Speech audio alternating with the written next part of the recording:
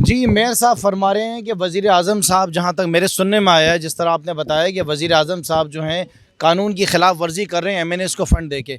तो मुझे तो समझ में नहीं आता है कि मेयर साहब पिछले 4 साल में आपने तो कराची में कुछ करा नहीं है।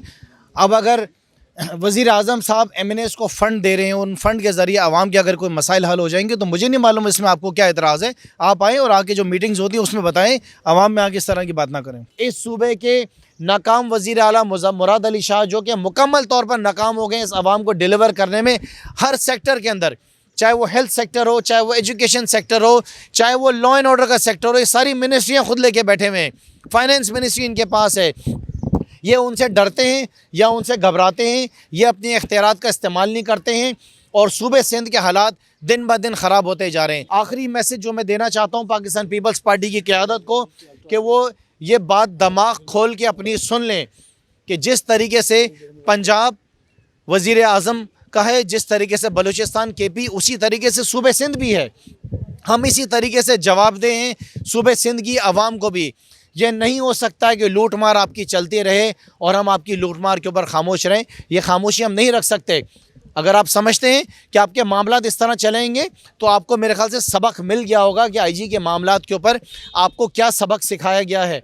सदर पीटीआई कराची खुर्रम शेर जमान की क़यादत में अरकान सिंध असम्बली के वफ़द की चीफ सेक्रेटरी मुमताज़ अली शाह से मुलाकात हुई। मुलाकात के बाद मीडिया से गुफ्तगू करते हुए खुर्रम शेर जमान का कहना था कि वज़ीर आला सिंध सूबे का निज़ाम चलाने में नाकाम हो गए हैं। सारा दिन भी बैठा जा सकता है पीपल्स पार्टी की नालायकी के ऊपर, पीपल्स पार्टी की नाकामी के ऊपर, और सबसे बड़ी बात, इस सूबे के जो वज़ीर आला जो कि नालायकी आला हैं, जो कि नाकाम हो गए हैं, जो कि फ़ेल हो गए हैं सूबे सिंध की आवाम को डिलीवर करने में, तो हम सारा दिन भी उनके ऊपर बात करें, उनके नाकामियों के ऊपर, तो बात ख़त्म नहीं होगी। कुछ 5-6 मेजर इश्यूज़ थे जिनके ऊपर आज हमारे पाकिस्तान तहरीक इंसाफ के हमारे ये सब MPs आपके सामने मौजूद हैं, जो कि हम सब यहाँ पर आए हैं। कुछ सवालात हमने रखे हैं जिसके बारे में आपको बताएंगे। जिसके अंदर जो सबसे बड़ा इशू था, जिसके ऊपर हमने चीफ सेक्रेटरी साहब से बात की, वो ये की कि क्या आप वज़ीर आज़म के पाबंद हैं या नहीं है। क्या वज़ीर आज़म साहब ने अगर कोई अहकामात आपको दिए हैं, तो उन अहकामात को चीफ सेक्रेटरी साहब जो हैं वो अपने बाकी सेक्रेटरी से उनको पूरा कराएंगे, नहीं कराएंगे। सिटीजन पोर्टल पर शिकायतें मौसूल होती हैं। हमें बताया गया कि 51,000 शिकायत पेंडिंग हैं। 51,000 कंप्लेन जो हैं वो पेंडिंग हैं, जिनके ऊपर अभी तक अमल नहीं किया गया है, जिसकी लिस्ट भी मेरे पास पूरी मौजूद है। और अगर देखा जाएगा तो जो सबसे बड़ी आपकी करप्ट मिनिस्ट्री है, लोकल गवर्नमेंट मिनिस्ट्री, उसकी सबसे ज़्यादा शिकायतें हैं। और उसके अलावा ट्रांसपोर्ट मिनिस्ट्री की बहुत सारी शिकायतें हैं, वर्क एंड सर्विसेज की हैं, एजुकेशन की हैं, हेल्थ डिपार्टमेंट की हैं। तो 51,000 शिकायतें वो हैं जो आज तक पेंडिंग है, जिसके ऊपर सिंध हुकूमत ने अभी तक कोई काम जो है वो नहीं किया है।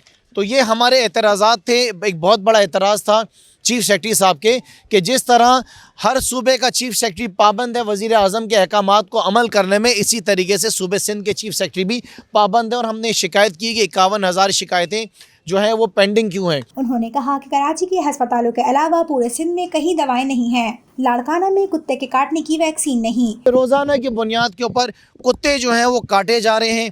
रोज़ाना कुत्तों की कंप्लेंट्स आ रही हैं। किसी बच्चे को मुंह पे काटा जा रहा है, किसी खातून के पैर पे काटा जा रहा है। और मज़े की बात, अस्पतालों में दवाइयाँ मौजूद नहीं हैं। पूरे कराची के अंदर अगर दवाई मिल जाएगी तो शायद एक जिन्ना हॉस्पिटल के अंदर दवाई मिल जाएगी। आपके BHUs के अंदर दवाइयाँ मौजूद नहीं हैं। सूबे भर के अंदर, सिंध के अंदर जो है, लाड़काना जैसे शहर के अंदर, जहाँ पे अरबों रुपए पाकिस्तान पीपल्स पार्टी ने जो है वो आवाम का ज़ाया कर दिया है। कि बिलावल जरदारी साहब पूछ रहे हैं अपने नुमाइंदों से कि बताया जाए कि 10 साल के अंदर पीपल्स पार्टी ने लाड़काना में क्या किया है।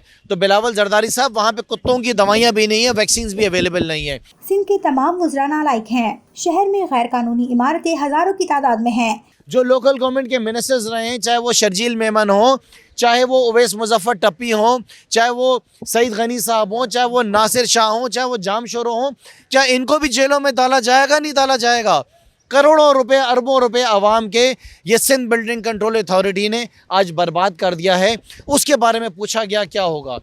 उसके अलावा एक बहुत अहम मामला, कि पिछले 10 साल के अंदर अंदाज़न 965 अरब रुपए जो हैं वो ऑडिटर जनरल ऑफ पाकिस्तान कहते हैं कि वो लूट लिया गया है, वो बर्बाद कर दिया गया है, वो बेज़ाब्तियों की नज़र हो गया है। 965 अरब रुपए पाकिस्तान पीपल्स पार्टी की मेहरबानी की वजह से ये 965 अरब रुपए का बहुत काम किया जा सकता था।